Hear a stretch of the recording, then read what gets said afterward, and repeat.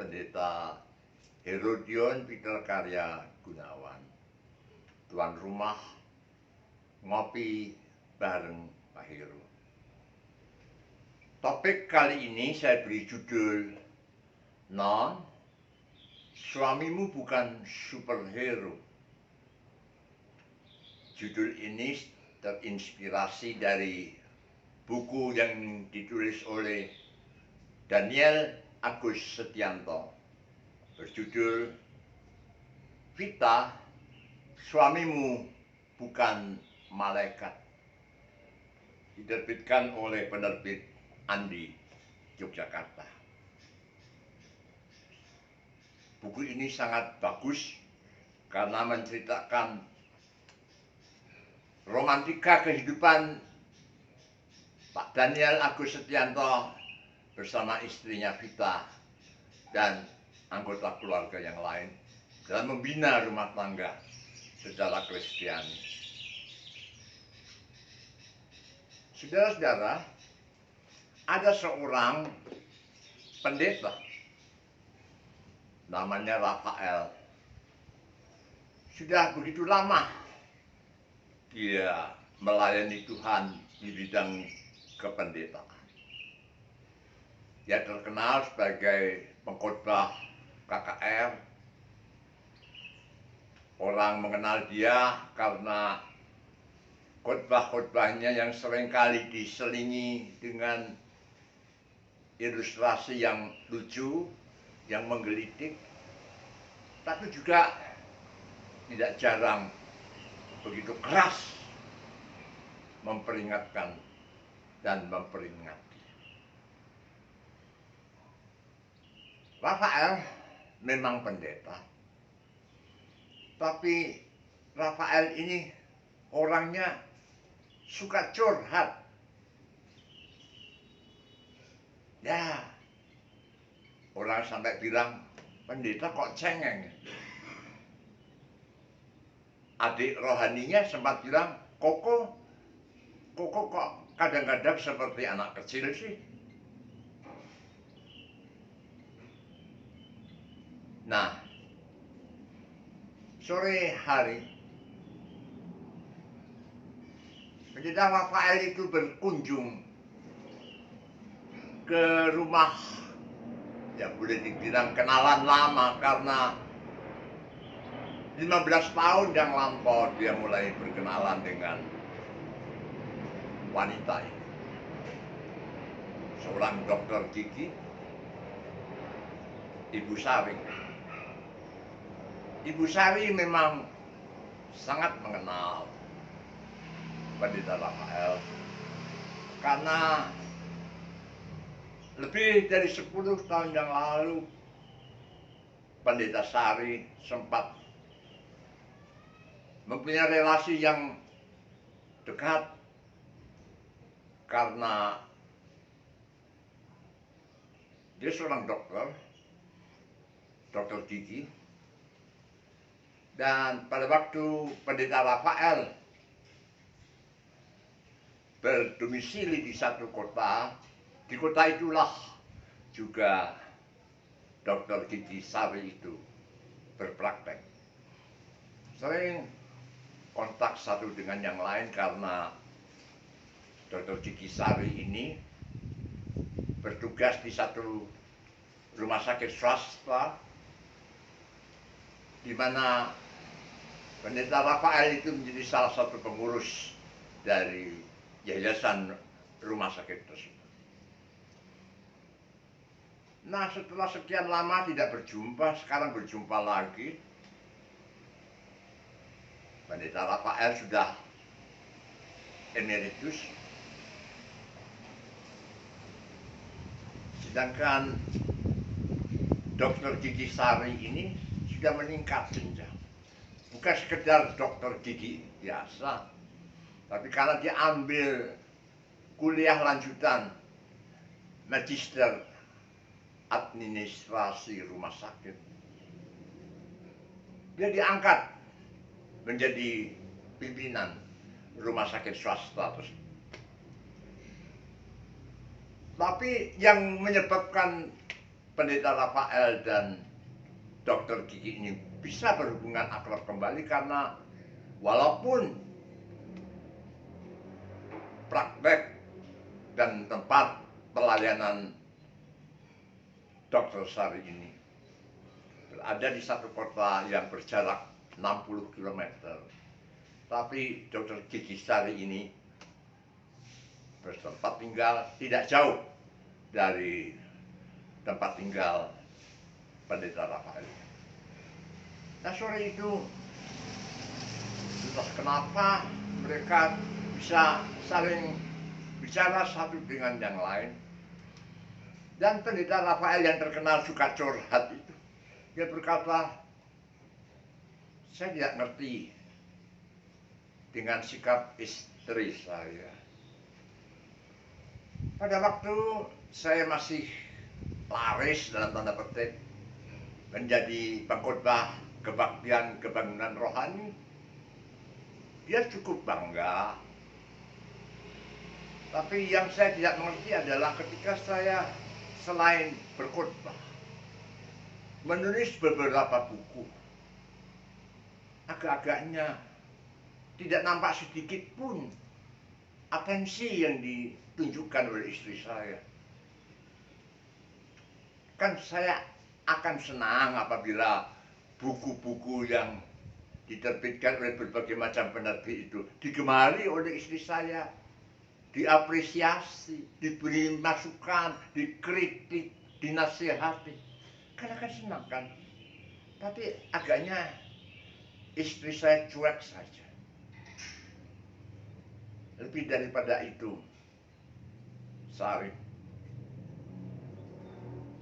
istri saya seringkali memperlakukan saya secara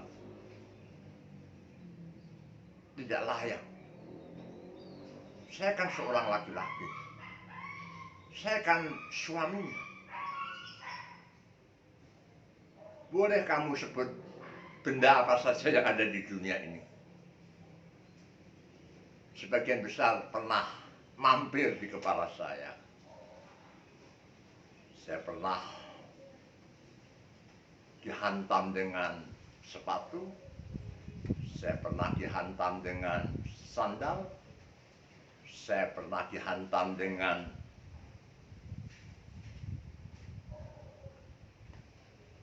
papan kalender harian. Saya pernah juga disiram air kencing. Ya, Sari mendengar itu hanya melongo, tidak berkomentar sedikit. Lalu setelah itu Rafael sang pendeta itu pamit. Sudah ya Sari, saya pulang. Tanpa minta nasihat, tanpa minta masukan, tanpa minta respon dari Sari yang menjadi dokter gigi itu, yang sekarang jadi direktur rumah sakit swasta. Tapi dia berkata, Sari sorry ya, aku sudah jadikan kamu keranjang sampah dari unek-unekku. Bukan cuma itu, jika lain si Rafael yang pendeta yang cengeng ini sempat menghubungi kakak iparnya, artinya abang dari istri, menceritakan keluhan-keluhannya. Ya, si kakak ipar berkata, oke, nanti kalau aku ke kotamu, mampir ke rumahmu, aku akan nasihati adikmu. Tapi alangkah kecewanya si Rafael yang cengeng ini. Berkali-kali sang kakak ipar itu mampir, berkali-kali pula tidak pernah memberi nasihat sama sekali kepada adik kandungnya. Kekerasan demi kekerasan tetap terjadi, pertengkaran demi pertengkaran tetap terjadi. Sampai suatu saat, saking tidak kuatnya, si Rafael itu berkata kepada istrinya, Mbok, bagaimanapun juga aku kan suamimu. Aku tidak meminta, aku tidak menuntut macam-macam. Tapi tolong hargai aku. Alangkah kagetnya si Rafael yang kayak anak kecil ini. Ketika sang istri menjawab dengan sangat amat sinis. Orang minta dihargai itu kalau memang pantas dihargai. Lah kamu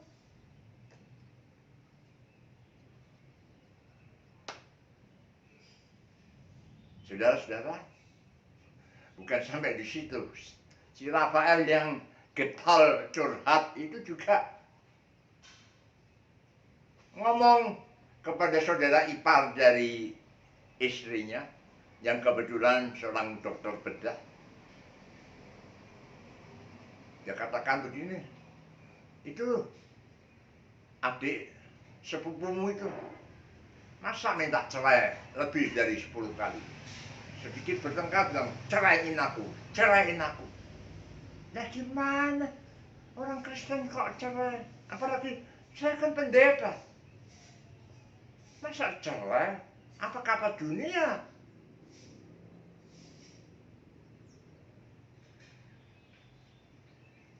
Sang saudara sepupu ini memperhatikan tumpahan hati daripada Rafael ini.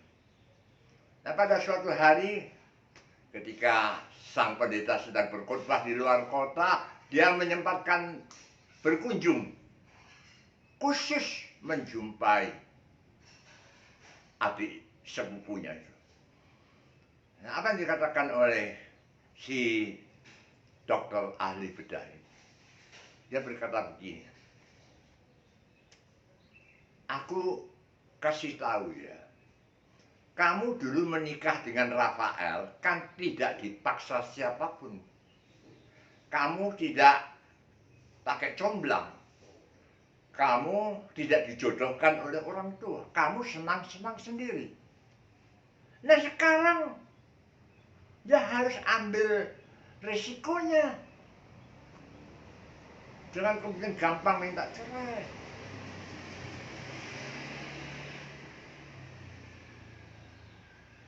Ibu-ibu, bapak-bapak, memang kadang-kadang teori itu gampang ya. Ada berbagai macam banyak buku-buku petunjuk pernikahan. Sekarang di gereja-gereja GKI misalnya, GKA, GKMI, sebelum seorang pria dan seorang perempuan menikah, kan mereka diwajibkan mengikuti semacam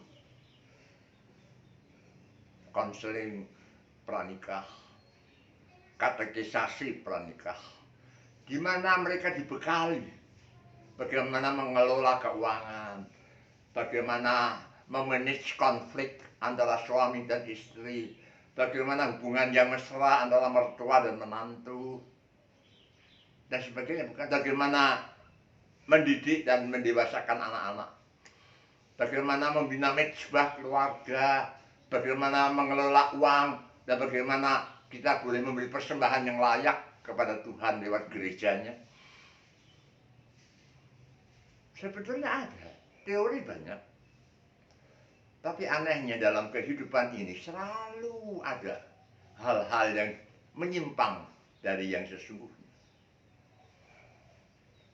Di dekat kota ini, ya kira-kira mungkin 150 km dari kota ini, ada seorang pendeta di gereja itu tahu-tahu bercerai dengan istrinya, padahal sudah punya 2 anak, 1 pria, 1 perempuan. Cerai begitu saja.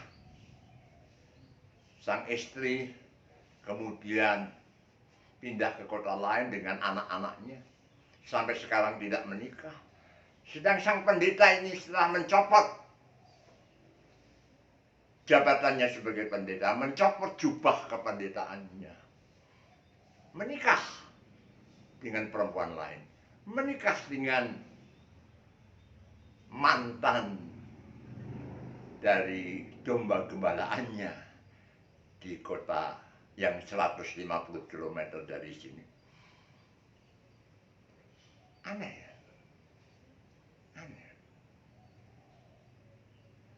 Di kota dekat pegunungan, saya tidak perlu sebut kota mana, pernah geger. Kenapa? Istri pendeta diisukan menyeleweng dengan pria warga jemaat gereja suaminya. Wah, geger sekali. Sang istri itu suaranya bagus, merdu, solois yang hebat. Sedangkan laki-laki yang jadi selingkuhannya itu yang mempersiapkan segala sesuatu yang berhubungan dengan lagu-lagunya, nyanyian untuk ibadah, mungkin LCD dan sebagainya ya. Saya pikir itu fitnah. Pada waktu saya mendatangi pendeta tersebut, dia mati-matian membela istrinya. Itu nggak benar, itu fitnah. Itu dasarnya mereka sentimen. Dan nggak beres itu adalah istri daripada laki-laki itu. Yang juga ke gereja yang sama. Semula saya percaya, omongan pendeta masa tidak dipercaya kan. Saya perjuangkan mati-matian, tapi saya jadi malu karena ternyata terbukti memang terjadi penyelewengan. Akhirnya suami istri ini bercerai, dua-duanya meninggalkan kota tersebut. Saya tidak tahu apakah sang pendeta sudah menikah lagi atau belum, saya kurang mengikuti. Tapi si istri ini akhirnya hidup bersama dengan mantan warga jemaat suaminya itu, seorang pria yang asalnya dari kota lain. Ini apa-apaan? Apa yang terjadi? Apakah memang mereka dari sejak semula tidak benar-benar saling mencintai? Apakah mereka dalam tanda kutip terpaksa menikah? Apakah ada faktor X?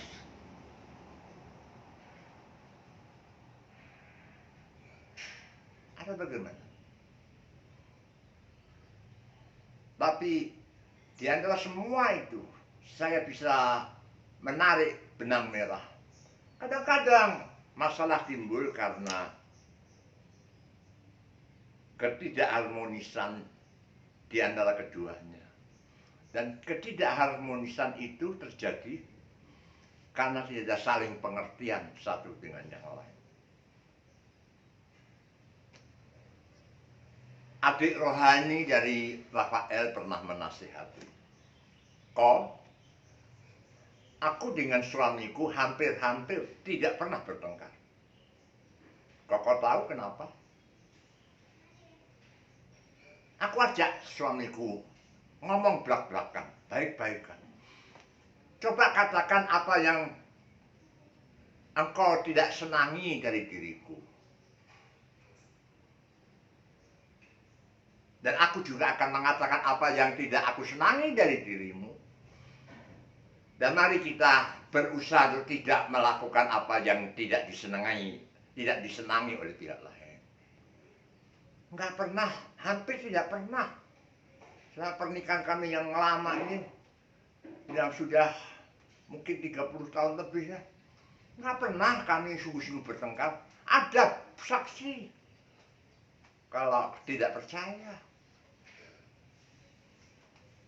adik dari saudara saya pernah bermalam di sini dengan suaminya. Nggak pernah mereka mendengar kami bertengkar. Cobalah Koko juga praktekkan itu. Ajak istri Koko itu omong baik-baik. Kasih tahulah kamu yang tidak kamu sukai dari aku apa. Demikian juga sebaliknya. Dan mari saling menjaga perasaan masing-masing. Yang tidak disukai oleh pihak lain jangan dilakukan. Ya memang sukar ya. Sukar untuk mengubah kebiasaan. Tapi selama ada niat baik dan mau berserah pada Tuhan, minta pimpinan Tuhan, mau tekun membaca firman Tuhan, pasti bisa. Tidak ada yang mustahil bagi orang percaya, bukan? Tidak ada yang mustahil. Bertengkar bukan akhir segala-galanya. Tapi marilah kita, baik suami maupun istri, bisa saling menghargai, saling menghormati, saling mengaku kalau salah. Jangan nyeyer, jangan ego ini dipertahankan. Salah, ngaku salah. Orang ngaku salah kan tidak bayar tuh. Asal bilang, oh iya, aku bersalah. Asal tidak